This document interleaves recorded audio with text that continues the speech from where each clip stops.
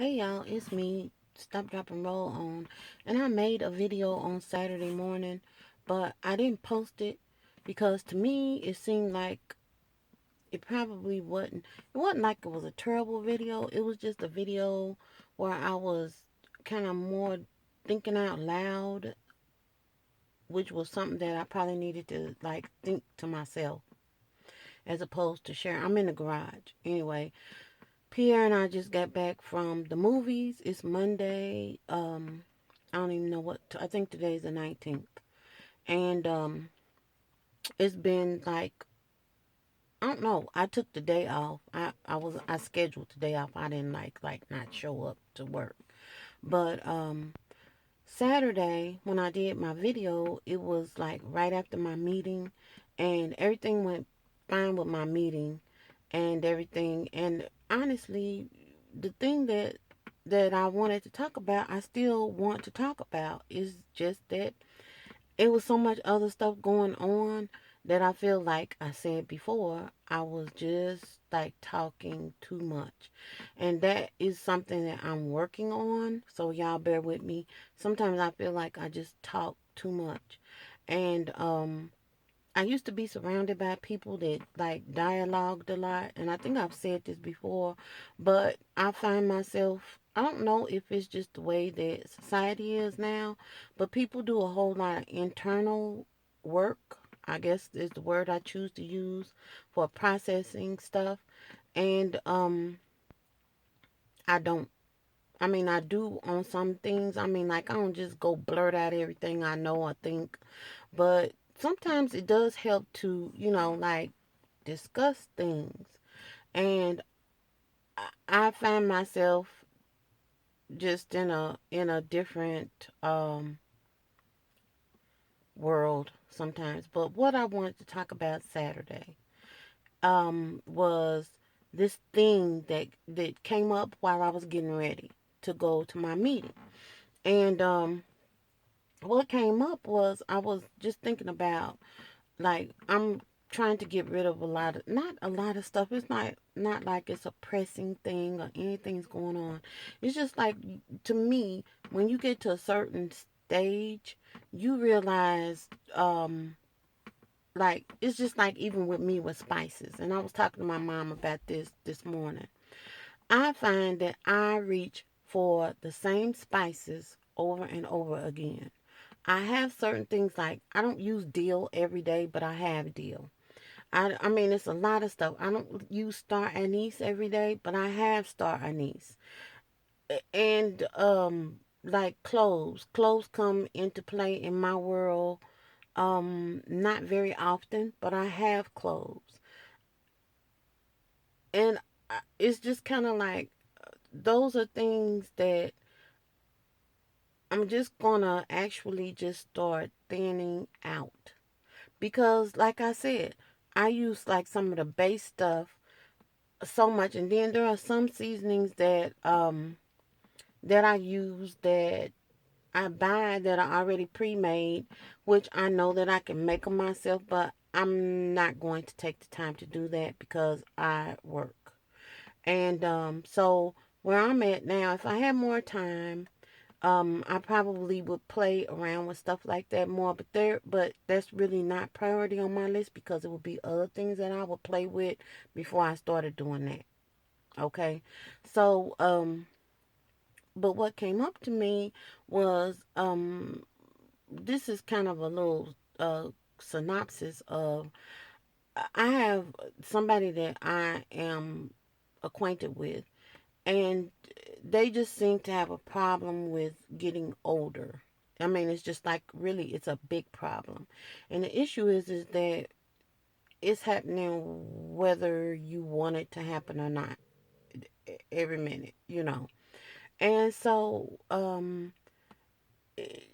she just is like having issues with it, just issues all over along the way, and I personally don't have that problem. I just feel like my thing is I'm not interested in being not useful. I'm not interested in not like being unhealthy, not being able to take care of myself. Those are the things that about that we normally associate with aging that I'm not interested in. And I really think that that even in and of itself is kind of like a state of mind. Like you are actually all of this stuff starts up here. And so I have tried to talk to her and tell her, I'm not the only person thinking like that. There's literature, there's all kind of information out there about that. But it's just something that she wants to envelop. And I am now at the point where I'm just like kind of like willing to let her like have that, because I I don't know how many times you're supposed to like repeat yourself on stuff like that, because I think that that's just you either it just depends on your vantage point. And I don't think that I'm supposed to be changing people's vantage points and stuff. You ask me a question, I'm going to answer it. But everybody has their own idea about things and what they think about stuff and all that. So fast forward, another friend started a text conversation, and I have known this person for, oh man, probably like 30 some odd years. And we were talking about, getting rid of stuff and things like that. And she said that she just has such a problem with paper. And she asked me, what do you think that is?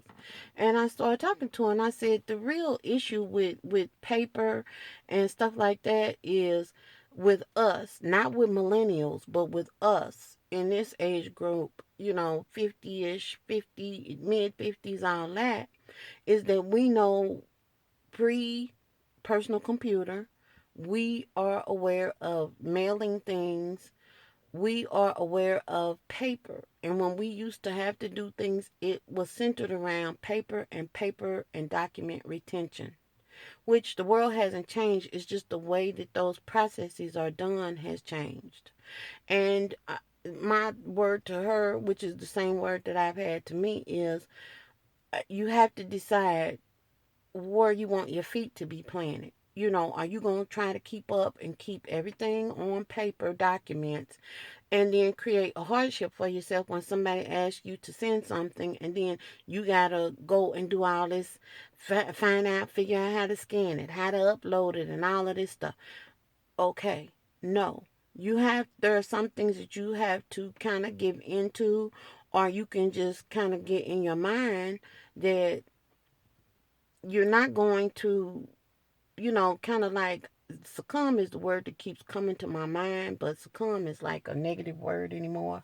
But basically, you're gonna have to learn some aspects of life, and you're gonna have to do and deal with some things that you don't want to have to deal with.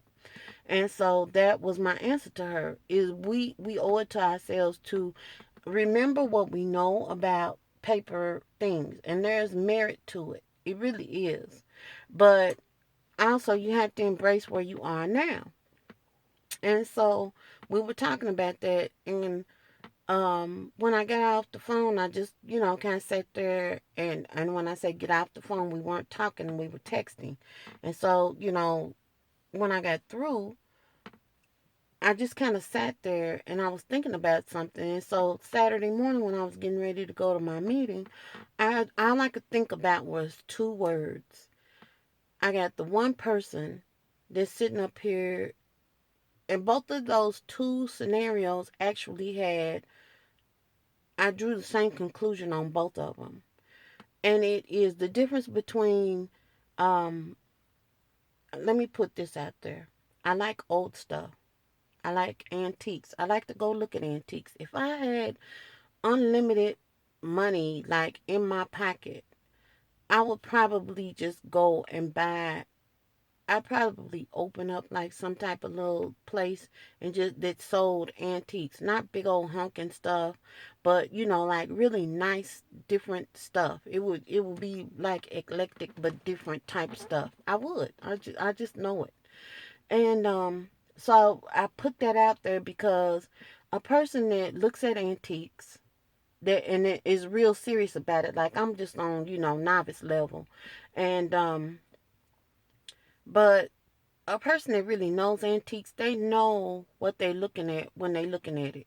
A regular person, and myself included in some instances, will walk by this thing and not recognize it. But a person that knows what they're looking at knows what to look for, because they know that thing signals the value of that particular item. Okay? And so it is it just defines the fact that, yeah, this right here, this is the real deal. I can trust this thing to be what I know that it is. And sometimes, just having papers and stuff to go along with that authenticates it. But there's always something that is an antique that has a bearing. It bears a mark, or there's always some type of characteristic that you're looking at that lets you know what the what is. So when I was getting ready, the two words that came up into my mind along going with these two conversations was being an antique or being antiquated.